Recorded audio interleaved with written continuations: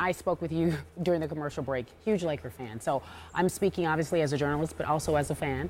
The last couple of years have been rough, documented. We thought we had Phil Jackson. You mentioned it was betrayal when he wasn't hired. We'll talk about that later. We had Mike D'Antoni, a couple of losing seasons, Kobe injured. The list goes on. And right now, the state of the Lakers seems like it's a state of emergency. What is going on with the organization? I think that certainly when Kobe suffered the Achilles injury, that was devastating. And the organization is just trying to get back on its feet. Kobe's back, looks, as good as Kobe has looked in years. We have new young players. We have a new coach. So, I'm excited about our future, but I understand the concern. We didn't make the playoffs last year, and that is not anything that we are used to in the Laker organization. The script has always been win a championship. It doesn't look like it's going to happen anytime soon. I don't know how you can say that, because every year, I really don't like when a front office can say, well, we don't have the players that we need to win a championship. How do you know that in October? Let the players, let the coach, let them play the season out. Let them try to accomplish and take steps towards that goal. And I can tell you that every year that Phil Jackson coached, he always had a path to a championship. Sometimes it was a straight line, and sometimes it was over a lot of hurdles. But he always started the season with that goal and allowed the players to have a chance to show what they have. Go ahead, Skip. You want to go? You want me to go? Yes, sir. I thought you're the man here. You're the NBA guy. Okay, well, I'll ask this. Okay. This is what I don't understand, and just help me out and forgive me for not getting this. But you hold the title of president of the Los Angeles Lakers. You sit on the board of governors of the National Basketball Association. Yet it appears to us on a routine daily basis that your brother, who is a year older than you are, does operate with final say on basketball matters. Why is that? I defer to our basketball front office to make basketball decisions. I've empowered them. They have a vision. Mitch Kupchak, my brother Jim Buss, see the game a similar way. They have a plan that they need to execute. We need to give them time to show us what that plan is. And I'm not a basketball expert. I wouldn't be a person that would be making basketball decisions. So I have faith in them as a front office to do what needs to be done to take the Lakers back into contention. But you have been a part of this for a long. You grew up in this. So I have to respect your basketball acumen. You've been with Phil Jackson for a long time. I have to respect what you've learned from him.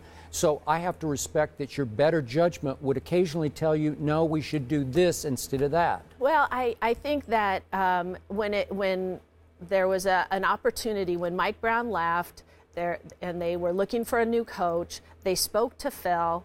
There was that impression that Phil got and that I got that the job was his if he felt that he wanted to come back and do it. He needed 48 hours to talk to his family, to get medical clearance, because if he committed to the job, he wanted to make sure that he could fulfill that obligation. He was coming off a knee replacement. Yeah. So when they made the decision to go with Mike D'Antoni, I was hurt because I have a bias towards Phil. I wanted Phil to come back and coach. And so I understand Jimmy and Mitch felt that Mike D'Antoni was better suited for the team, and I'll never agree to that as long as I live. Okay, so why didn't you drop the hammer at that point and say, no, we're going to do this? At that time, my father was still alive, and I wasn't in the role that I'm in now.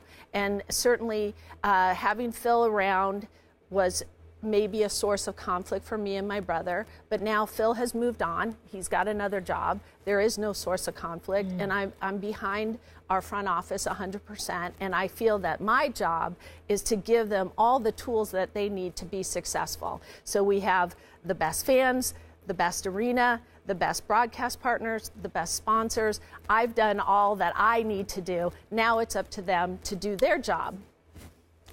It's lovely seeing you, by the way. Let me say that first. Thank you very much for being on the show. Where is your brother? I mean, When I say that and I ask that question, I mean, how actively involved is he on a day-to-day basis in doing his role with the Los Angeles Lakers? Well, he lives in Los Angeles. He loves the Lakers. He and Mitch, when I walk by Mitch's office, they're in there together, talking, discussing, planning. I think that they've got a vision of what they want to accomplish, and they've assured me that they can get the job done, because even after, when Phil was looking at other opportunities, I asked if there was any role that Phil could take in the Laker organization, because I wanted selfishly for him to stay in Los Angeles.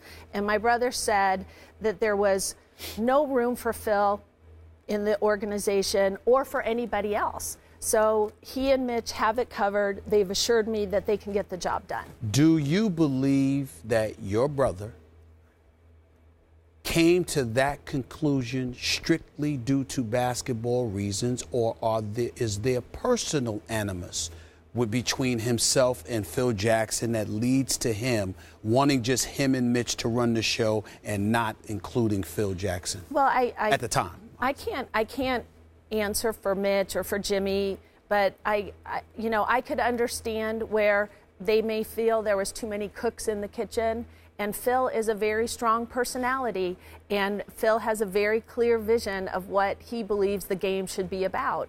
And if that isn't if they weren't on the same page that way, I could see where that would not make them comfortable, and that they would feel that it would be in conflict with what they were trying to accomplish.